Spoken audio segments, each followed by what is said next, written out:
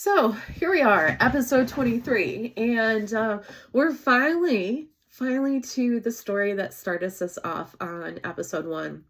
So I am calling this episode, at least for now, the Big D Bomb. So basically, I started off this series by sharing what had happened. So we'll go through that story again, and I'll give a little more detail.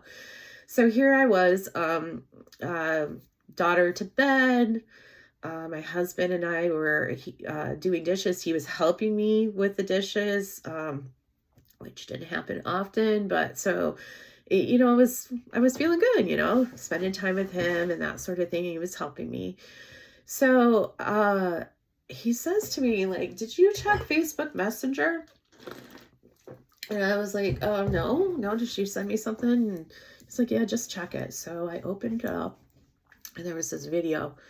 And the video was of a black man running across the parking lot with a cop following him. And so, this was at a time where there was a lot of social justice stuff coming out in the news related to police brutality against people of color.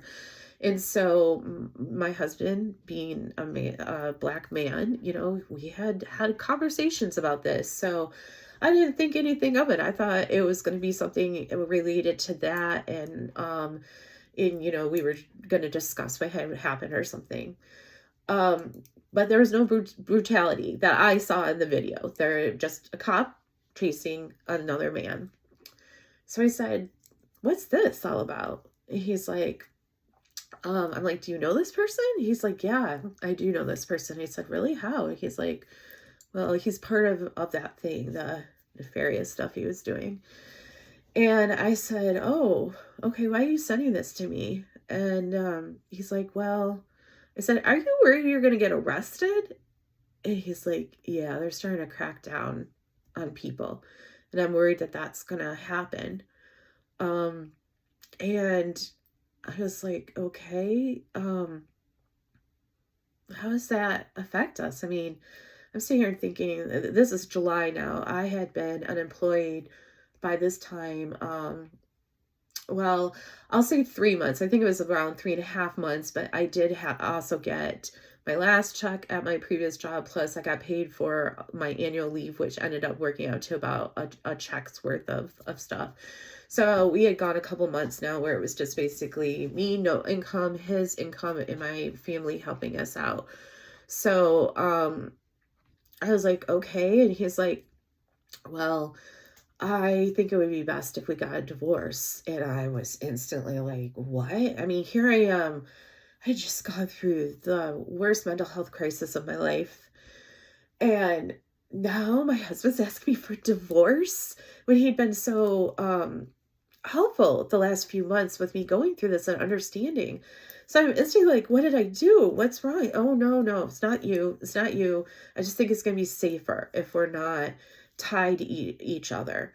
So this is just for, this isn't, we're really divorced. This is more like, we're going to do it on paper, but we're not really going to live as divorced. I'm like, nothing's going to change. He's like, "No." I said, "We're still going to celebrate our anniversary." "Yeah, we're still going to do things together and be a couple." And he's like, "Nothing is going to change. It's still going to be like we are together."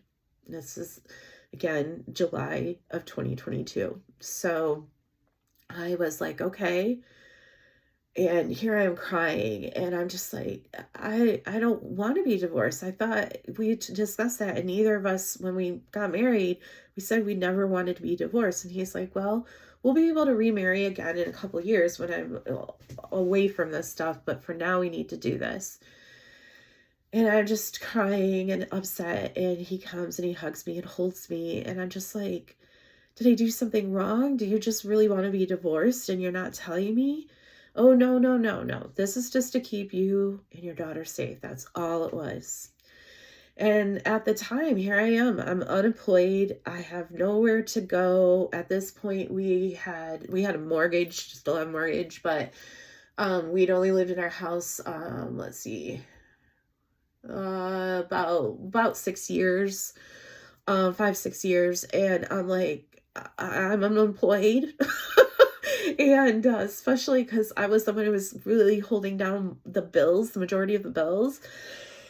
I'm like, are you still gonna help financially? He's like, yes, nothing's gonna change. He kept reiterating it. Nothing will change. We will get married in 2 more years when I'm done with this stuff. This is just a formality to keep you guys safe. So I started the paperwork for us. I think a few weeks went by because I just didn't want to even think about it. And then eventually I think he brought it up or something. So I started looking into it. He started looking into it, and we started working on the paperwork.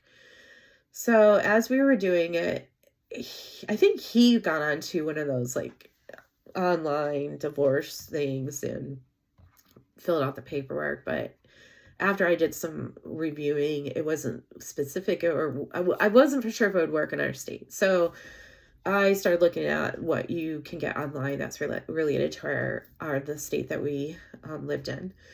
And so I started filling out the paperwork, and he was very specific about the date. He wanted our separation date as of February 14th, 2022. Yes. Valentine's Day, February 14th, 2022. This was July of 2022, but he was specific. It had to be as of February 14th, 2022. And I'm saying this date quite a bit, and you'll understand why later. He also was very specific. He wanted the child support to be low amount. First, he wanted it to only be $100 because he was afraid if he went to jail that during that time, the child support would build up and then he'd be responsible for paying it all back. I said that was ludicrous. I don't think the court's going to be fine with that. Let me put down $200. Yeah, dumb move on my part. So we did that. He was fine with that. We ended up, I think we turned everything in October. At the time, he wanted his name off the house. Still not quite for sure why he did that. Maybe because he was worried that he'd have to buy me out is probably what he was thinking at the time. But we did quit claim deed to make the house be only in my name. I didn't worry about the mortgage because when we had refinanced a couple years before, my name was the only one because he had horrible credit and couldn't be on the mortgage anymore with his credit score. So I was clearing the mortgage, but this way now he was also off the deed. Thank God. I'm so happy that happened. And so, yeah, we got that. We ended up turning that in and filing. And then we got notification, I think sometime in November, that it had been approved by the judge and that there are a court date. But we both agreed, this is just formality. We're really technically still married. So we decided not to report to court. So that's where we are with that.